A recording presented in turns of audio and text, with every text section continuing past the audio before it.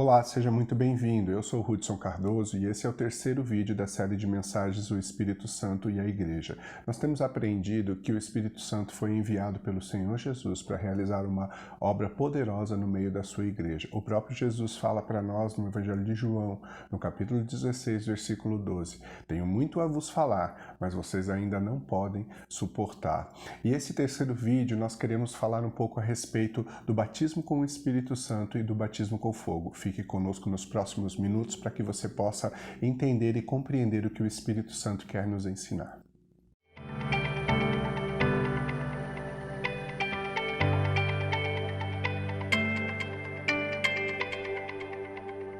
Para falarmos sobre batismo com o Espírito Santo e batismo com fogo, nós vamos ao início do Evangelho, ao precursor de Jesus, que é João Batista.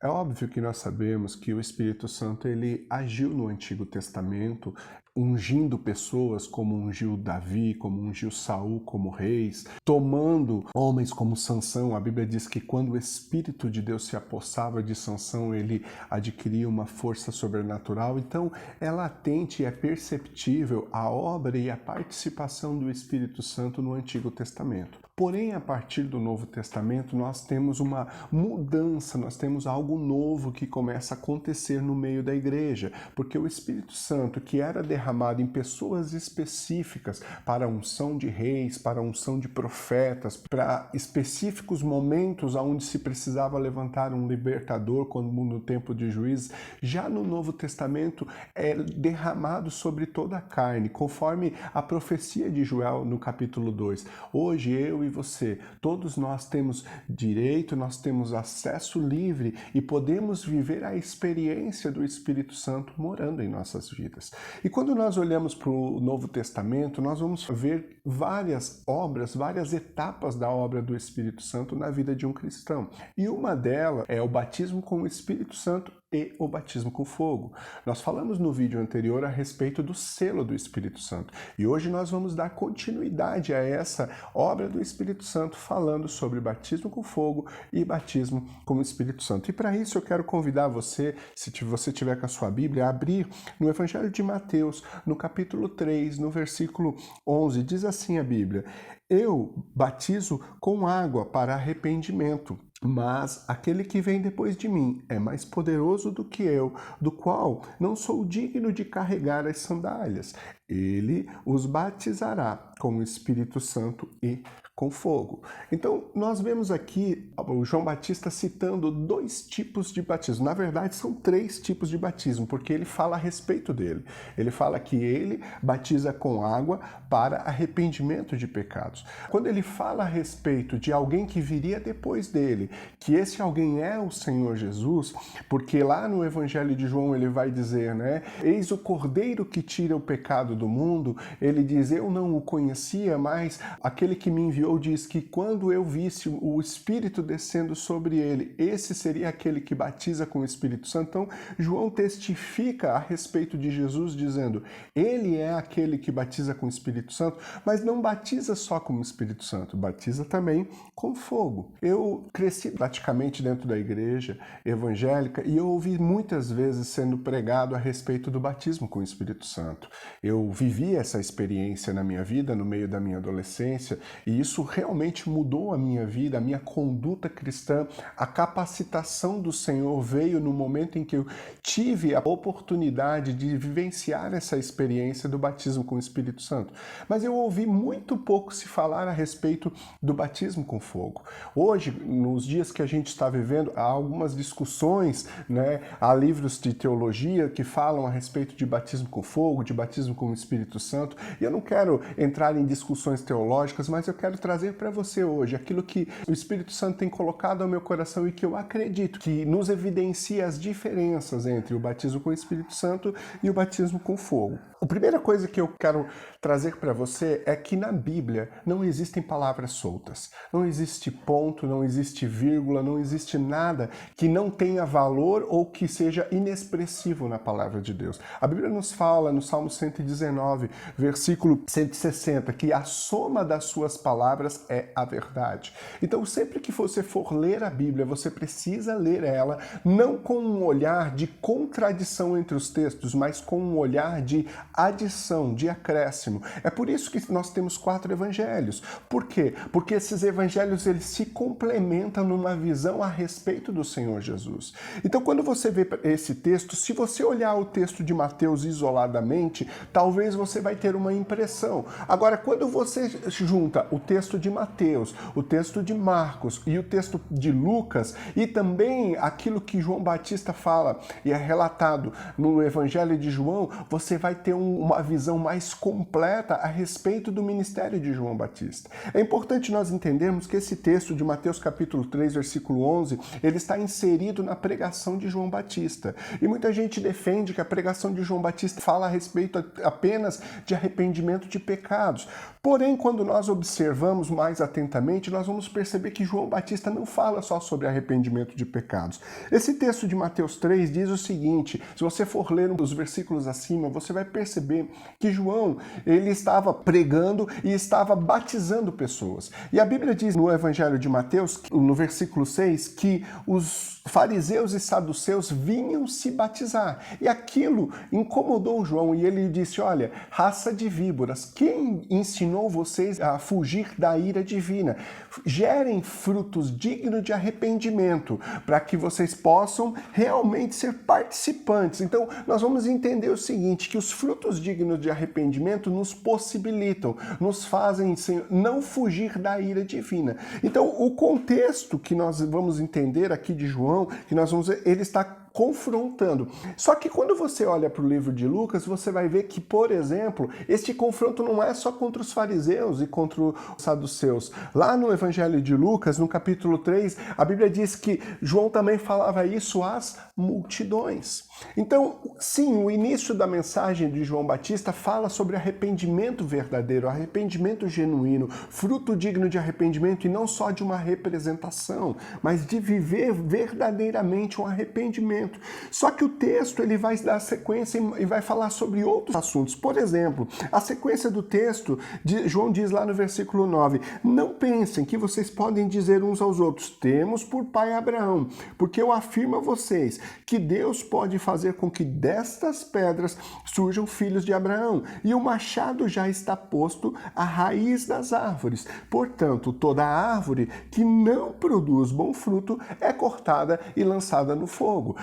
A sequência do texto que João está falando, ele está dizendo o seguinte, não pensem que vocês ainda são a nação escolhida. Não pensem que vocês ainda estão num patamar de diferenciação perante o Senhor, porque agora o machado já está posto na árvore. Isso significa, acabou essa seleção, acabou essa escolha, começou um novo tempo onde quem produz frutos, quem produz bons frutos, esse realmente é visto pelo Senhor como aquele que é participante. E aí nós vamos ver João 15, Jesus falando que nós precisamos estar ligados à videira verdadeira e quem produz frutos, o Pai poda para que produza mais frutos. Agora, quem não produz frutos, exatamente como João está falando, é lançado no fogo. E sim, aqui ele está falando sobre um fogo de ira, um fogo de juízo do Senhor. Mas nós sabemos que a Bíblia não fala só sobre juízo quando ela fala sobre fogo.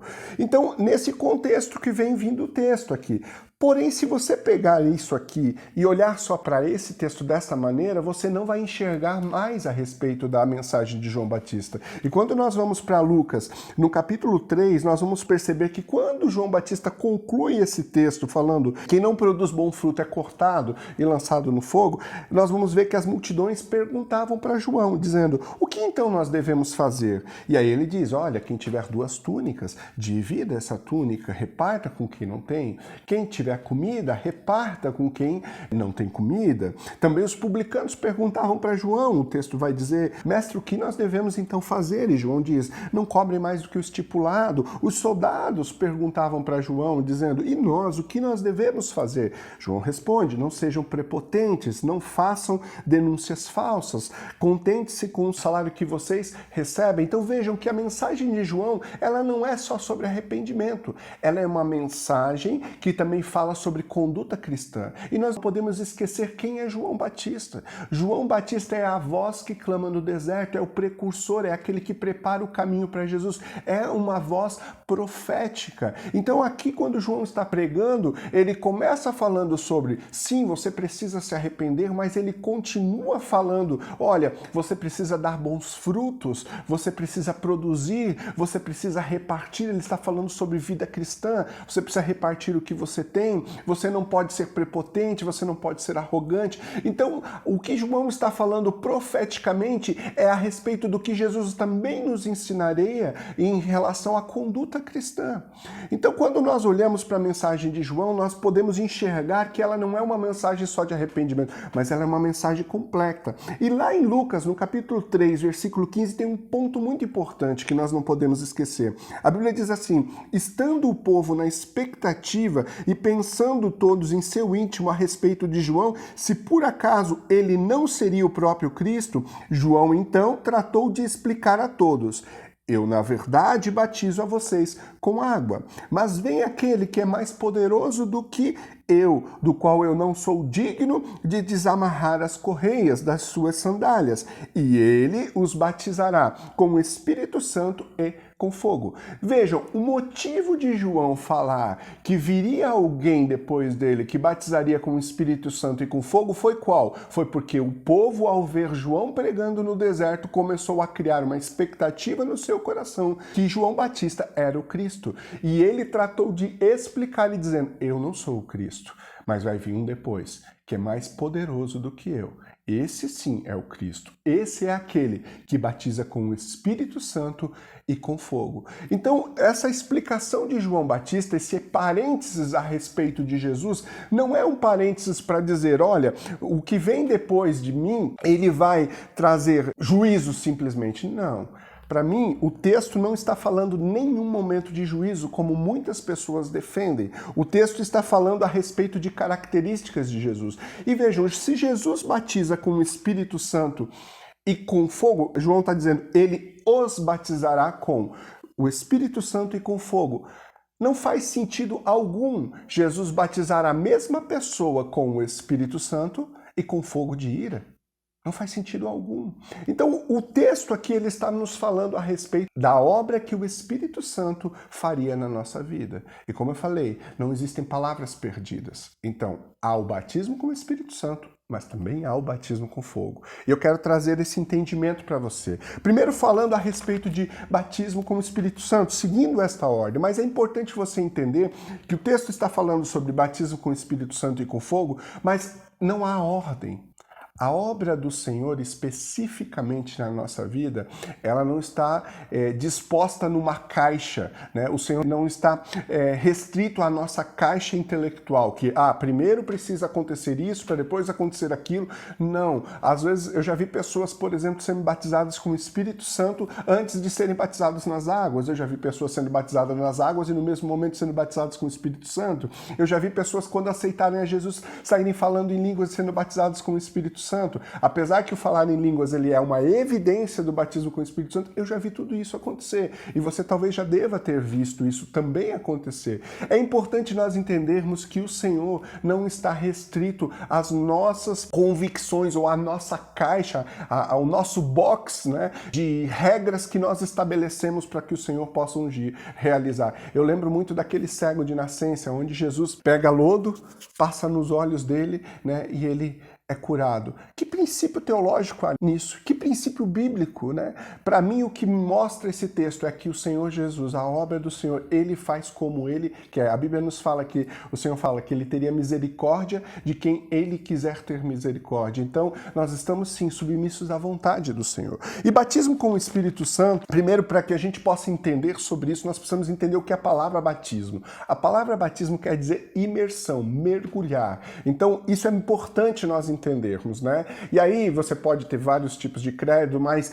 o original desta palavra significa mergulhar, significa estar imerso. Então, quando João Batista batizava nas águas, ele mergulhava as pessoas nas águas e retirava das águas. Esse mesmo princípio se aplica para o batismo com o Espírito Santo e também com o batismo com fogo. Nós precisamos ser mergulhados no Espírito Santo, nós precisamos mergulhar. E aí é importante nós entendermos, né? E se nós olharmos para os vídeos anteriores, até que nós falamos no vídeo anterior que os discípulos, após terem um encontro com Jesus, quando Jesus havia ressuscitado, Jesus soprou sobre eles o Espírito Santo e eles receberam o Espírito Santo. Mas vejam, eles receberam o Espírito Santo, só que lá em Atos 1:8, você vai ver Atos 1:5 primeiro, Jesus falando assim: não se afastem de Jerusalém, mas esperem a promessa do Pai, o qual vocês ouviram de mim. Porque João, na verdade, batizou com água, mas vocês serão batizados com o Espírito Santo.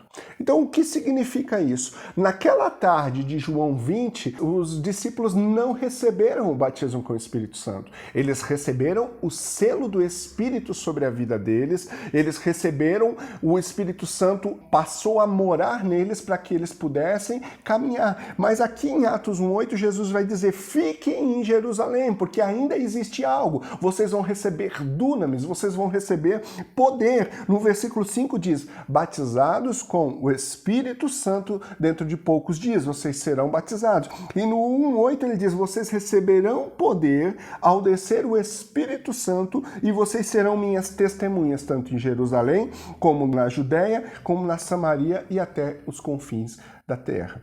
E aí você pode estar dizendo assim: mas o que é então esse batismo com o Espírito Santo? É receber poder. É exatamente isso que o texto está dizendo. Agora, para quê? Essa é a pergunta talvez mais importante que precisamos fazer. Para que somos batizados com o Espírito Santo? Para sermos testemunhas em Jerusalém, em toda a Judéia, Samaria e até os confins da terra. O que Jesus nos falou lá no Evangelho de Mateus, no capítulo 28, ide por todo mundo, pregai o Evangelho a toda criatura. Marcos vai dizer: estes sinais acompanharão os que creem. E aqui nós estamos vendo Jesus dizendo: vocês vão receber uma dose de poder para que vocês tenham uma capacitação para serem essas testemunhas. O que é ser testemunha? Ser testemunha é observar. Então, por exemplo, acontece um acidente de trânsito e você presenciou esse acidente de trânsito. Você é uma testemunha desse acidente de trânsito. O que significa? Se for preciso, diante de um juiz, discutir o que aconteceu, chamarão você porque você sabe o que aconteceu. Você poderá contar o que aconteceu, porque você testemunhou o acidente de trânsito. Quando Jesus está falando sobre ser testemunhas, ele está dizendo assim: vocês vão testemunhar a respeito de mim. O que é testemunhar a respeito de Jesus? É ver a obra de Jesus e contar. Então, o que Jesus está dizendo? Vocês precisam receber poder do alto para que vocês continuem testemunhando daquilo que eu tenho feito e daquilo que eu ainda vou fazer. Jesus diz: vocês farão obras maiores. E nós vamos ver isso acontecendo em todos os textos de Atos, onde após o Espírito Santo descer, os apóstolos passaram a ser testemunhas, e não só testemunhas, por intermédio dele, eles puderam ser testemunhas porque por intermédio deles, o Senhor Jesus realizou prodígios, sinais, milagres, maravilhas. Nós vamos ver grandes feitos do Senhor Jesus através da vida dos apóstolos. Por exemplo, todas as vezes que você vai ver a respeito do batismo com o Espírito Santo, você vai ver que o batismo aconteceu com uma finalidade de capacitação. Então, se você pegar, por exemplo, Atos 2:11, após acontecer o dia de Pentecoste, o Espírito Santo ser derramado sobre a igreja, as pessoas que estavam lá começaram a falar em outras línguas. E aí o que aconteceu? Na cidade, por conta de Pentecoste, tinham pessoas de todas as línguas, e aquelas pessoas que observaram aquela maravilha sendo derramada sobre a vida da igreja, eles começaram a dizer: como nós ouvimos falar das maravilhas de Deus no nosso próprio idioma. Vejam, ouvimos falar das maravilhas de Deus. Então, o propósito do batismo com o Espírito Santo, aqui nós podemos enxergar num exemplo, ouvir falar das maravilhas de Deus. O que o apóstolo Pedro fala quando as pessoas começam a zombar, né, do que estava acontecendo? Olha, esses homens estão embriagados. O que aconteceu aqui é porque eles estão embriagados. O apóstolo Pedro, em Atos 2,17, ele diz, não. O que está acontecendo aqui é a profecia de Joel, que os vossos filhos, as vossas filhas profetizarão, os seus jovens terão visões, os seus velhos sonharão. Vejam, tudo isso, todas essas ações, profetizarão, visões, sonharão, elas têm uma função: edificação da igreja, edificação do corpo de Cristo. O apóstolo Paulo nos fala, na primeira carta de Coríntios, no capítulo 14, ele nos diz para que nós venhamos buscar com zelo os melhores dons, para que nós venhamos a desfrutar. E que no 14:3 ele diz, quem profetiza fala para pessoas, edificando e exortando e consolando. Então o batismo com o Espírito Santo aparece aqui novamente, como o quê? Como uma capacitação. Há uma outra explicação aqui, ele está mostrando isso, eles vão profetizar. Mas se nós continuarmos lendo, o que acontece com a vida dos apóstolos após isso? Pedro passa na porta do templo de Formosa, aquele coxo que estava há 40 anos, tinha 40 anos de nascença, estava ali naquele dia no templo, provavelmente conhecido por todas as pessoas. E aí ele pega e pede uma esmola para Pedro e João, e Pedro diz, não tenho prata nem ouro, mas o que eu tenho eu te dou, levanta e anda em nome de Jesus. A vida dos apóstolos mudou, os sinais, Atos 2, 43 e 47, sinais e prodígios eram realizados pelas mãos dos apóstolos. O Senhor acrescentava, a primeira pregação de Pedro converteu 3.000 pessoas, a segunda 5.000. A Bíblia diz que quando ele foi questionado no Sinédrio, ele, cheio do Espírito Santo, começou a expor a respeito do Evangelho e 5.000 pessoas se converteram. Então você vai ver que a igreja continuava crescendo. Estevão, cheio do Espírito Santo. Por quê? Porque ser cheio do Espírito Santo tem uma função: capacitação para a obra do Senhor. Eu quero dar um exemplo para você, né? E esse exemplo, se eu não me engano, está num livro do pastor Luciano Subirá, que fala sobre o falar em línguas. Apesar de que o falar em línguas não é o objeto que nós estamos estudando aqui, mas ele tem um exemplo que eu acho muito bom, que ele fala o seguinte: se você quiser cortar uma árvore e tiver com um machado que não está afiado, você vai conseguir cortar a árvore? Vai. Agora, se esse machado estiver afiado, você vai cortar com muito mais facilidade. Essa é a capacitação do batismo com o Espírito Santo. Você pode fazer a obra do Senhor sem ser batizado com o Espírito Santo? Pode.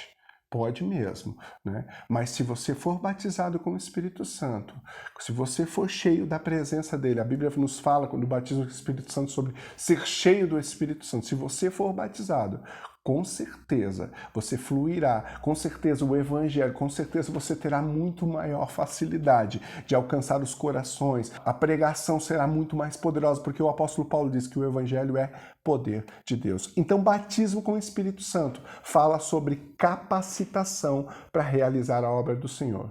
E então, o que fala a respeito de batismo com fogo? Então, talvez seja essa a última pergunta deste vídeo. O que é, então, batismo com fogo? Não é a mesma coisa? Na minha concepção, não é a mesma coisa. Batismo com fogo, para mim, ele fala sobre duas coisas importantes, duas obras importantes que o Espírito Santo faz e realiza no meio da sua igreja.